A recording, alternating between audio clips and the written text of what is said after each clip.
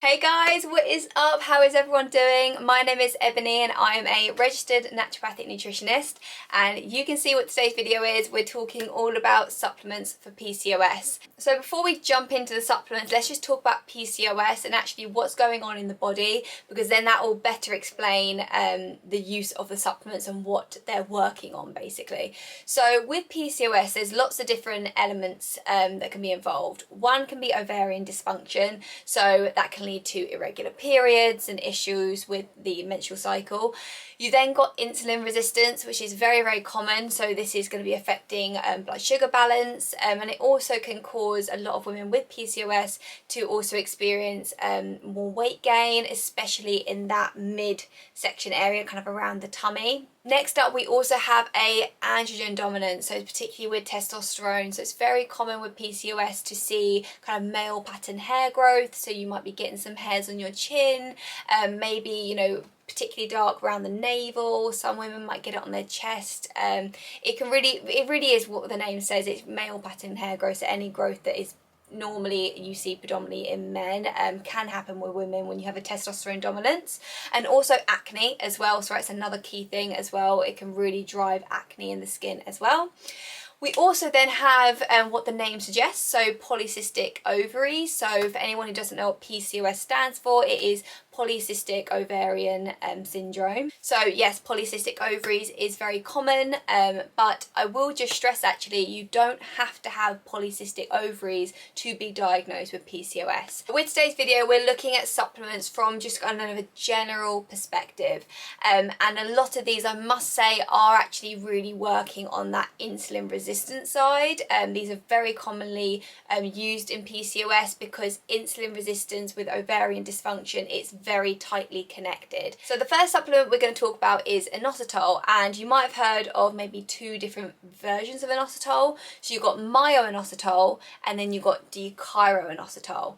So myo-inositol I find is more common, it's very typically used, but what inositol does is it's an insulin sensitizer. So in PCOS, it's very common to have something called insulin resistance, and essentially it means that the kind of connection is just not happening there with your insulin. So what inositol does is it helps that connection happen and for your insulin to perform correctly in your body. Now from a PCOS perspective, the reason why it is so important to make sure that your insulin is being supported is that if you have got insulin resistance and that connection is not happening, what happens is you've got a lot of glucose and that's not being bound to insulin and not being put where it's meant to be put, meaning that there's loads more glucose just floating around inside your bloodstream, which is then triggering your body to then produce even more insulin. Now from a PCOS perspective, what this is causing is it actually signals the ovaries to actually produce more testosterone as well. Not only is it affecting the insulin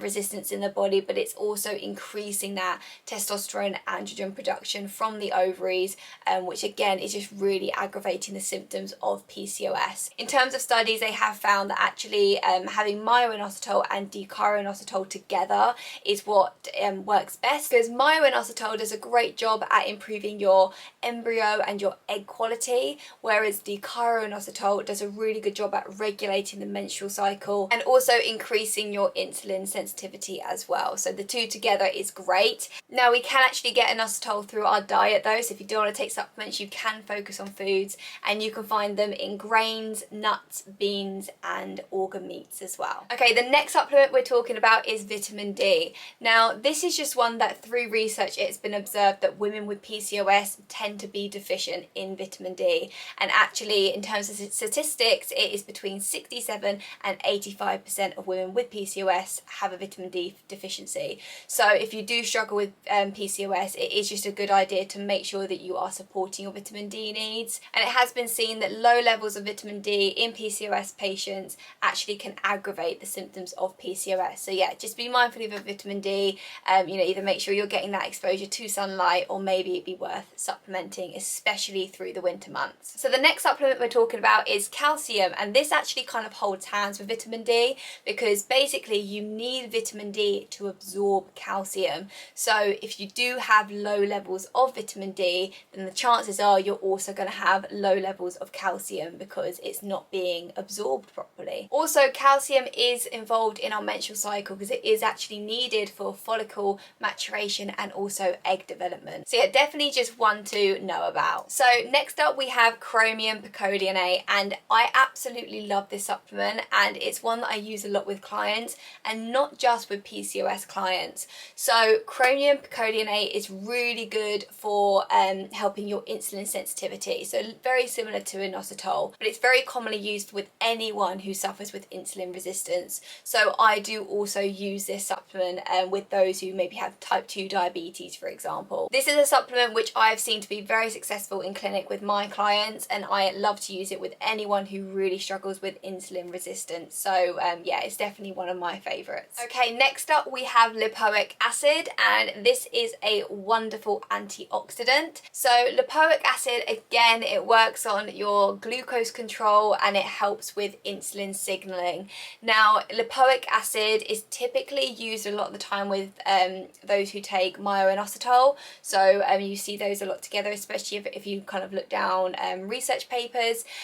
But yeah, it's just really helping, especially with that antioxidant activity in there. You know, when we do have a kind of a mis-signaling going on inside our body, sometimes these processes can produce a bit of oxidative stress. So it's also a really great supplement just to really help provide that antioxidant protection. Next up, we're going to talk about magnesium, and this is one actually that is fantastic, not only just for those with PCOS, but it's also really good for anyone who maybe struggles with really bad PMS and gets a lot of like cramping and pain, or maybe lots of headaches. Then this is a really good supplement for that area.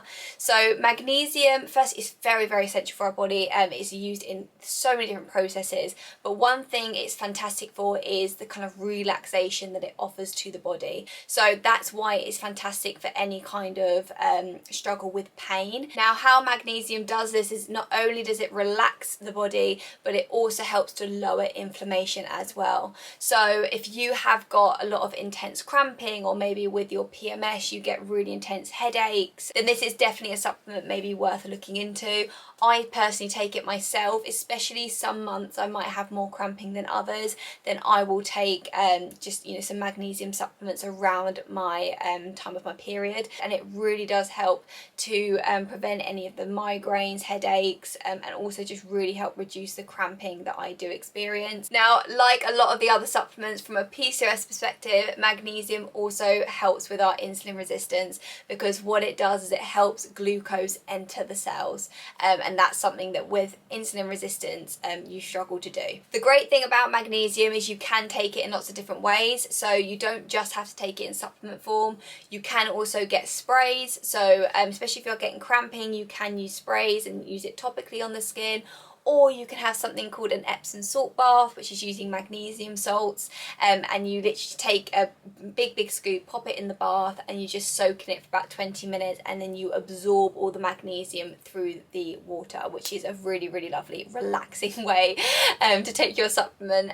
So yeah, you can definitely play around with the forms with this one. So next up, we're talking about omega-3s, and the kind of more obvious one with omega-3s is it's helping with any inflammation in the body, because they are much more anti-inflammatory, and also working on that omega-3 to omega-6 balance. It really will help lower inflammation in the body. Now, firstly, from a PCOS perspective, especially with acne, this can be really beneficial, because when there's an imbalance with that omega-3 and omega-6, and you're not getting enough omega-3 in the diet, or, you know, through supplementation, when you're in that pro-inflammatory state, that can really aggravate the skin and result in acne.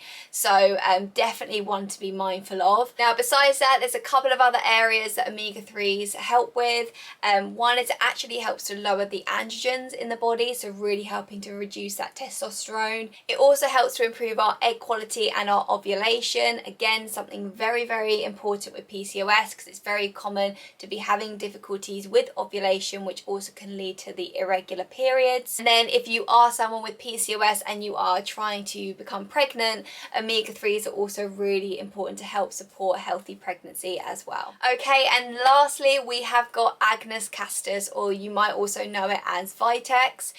So it's also known as Vitex Agnus castus. I love this. This is actually a herb, and I have actually tried this for myself.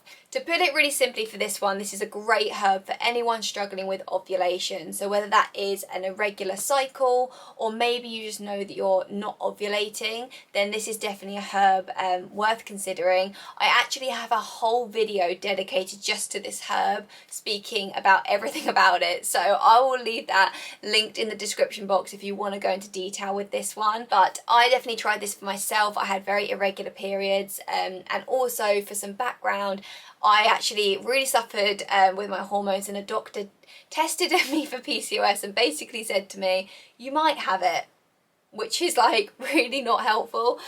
So I actually don't even know 100% if I have it or not, but I took this herb and it really helped regulate my cycles and get my ovulation back, and now ever since kind of coming off it, I've stayed quite regular with my cycles. And another benefit that Agnus castus has for PCOS is it's really rich in flavonoids, and the way they work inside the body is it actually results in lowering the testosterone in the body as well. So, you know, like we spoke about a lot in this video, testosterone in high levels is very problematic in PCOS, so it also is working on reducing that, which is very, very beneficial. Okay, so there we have it. These are the supplements that I would say are very, very beneficial for those with PCOS. If you are really struggling with your PCOS currently, I do offer one-to-one consultations. All the information is on my website, www.ebonyjanehensler.com. So if you are interested in working with me one-to-one to help support you on your journey, then I would love to do that. I'd love to work with you. So yeah, have a little look at the website if you are interested. And if you are a little bit unsure, then I do offer free discovery calls for 20 minutes, and it's a great chance for us to chat, meet each other, and you can really be sure if I'm the right person to support you on your journey. Yeah, that connection between us is really important as well. But anyway guys, thank you so much for watching. Make sure you're subscribed to my channel if you aren't already. I post videos every Wednesday and Sunday at 5 o'clock. I love you guys so much, and I'll see you guys in my next video. Mwah. Bye.